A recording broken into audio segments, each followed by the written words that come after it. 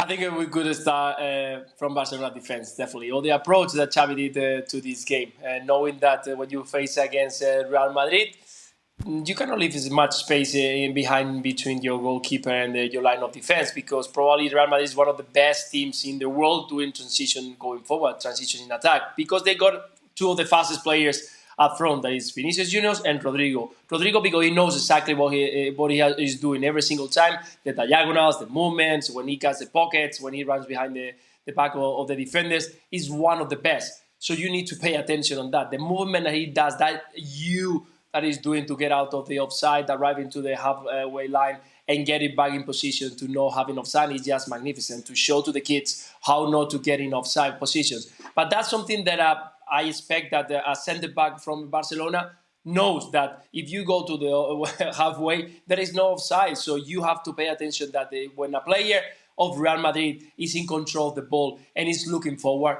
you cannot make the line, because he's in all favor, he's on all advantage to make the pass without any pressure. And that's something that I think that tonight Barcelona's defense hasn't paid attention at all, because we've seen it not only twice, but 3 and 4 times. No pressure on the ball, passes out on the back of the line, and Vinicius Junior, Bellingham, Rodrigo, and even Brahim in the last part. So we can start from there, but definitely there is a lot of points that Barcelona needs to change for the coming months if they want to at least arrive to the last part of the season with a chance of getting a trophy. The feeling ahead of the game was that there was a lot of pressure on Xavi here, especially with the way that the season's gone, especially with the fact that this was a title up against their biggest rivals, Real Madrid. What does this result mean for him? Trouble, because the way that this competition and this match was sold by Xavi and Barcelona in the press conference and following the matchup against Osasuna is, look, this is where we turned the season around.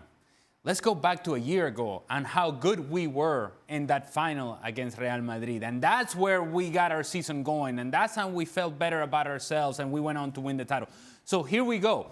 We're going to do the same thing. We're going to be able to show the best version of ourselves. Well, the best version of Barcelona hasn't shown up in a long time. So when you put everything on a game like this and all the attention is, oh, maybe this is the turnaround for Barcelona, and you perform in the manner in which you did today, then everybody involved with Barcelona will be disappointed, and everybody who's in a decision-making position for Barcelona is under pressure. Truth of the matter is, if you're Xavi, you put a lot into this game, and your team did not perform. Your team was... We look at the score 4-1, and that's one picture. That is a very clear picture between the difference between Real Madrid and Barcelona. The difference between these two clubs is actually bigger than the 4-1 result. Today, Real Madrid could have scored as many goals as they wanted to. Barcelona had no answer, and they haven't had answers defensively over the course of the season. So it's not a surprise that this happens on this stage, because it hasn't been happening at all. Everybody has been scoring against Barcelona. Why is Real Madrid going to be any different?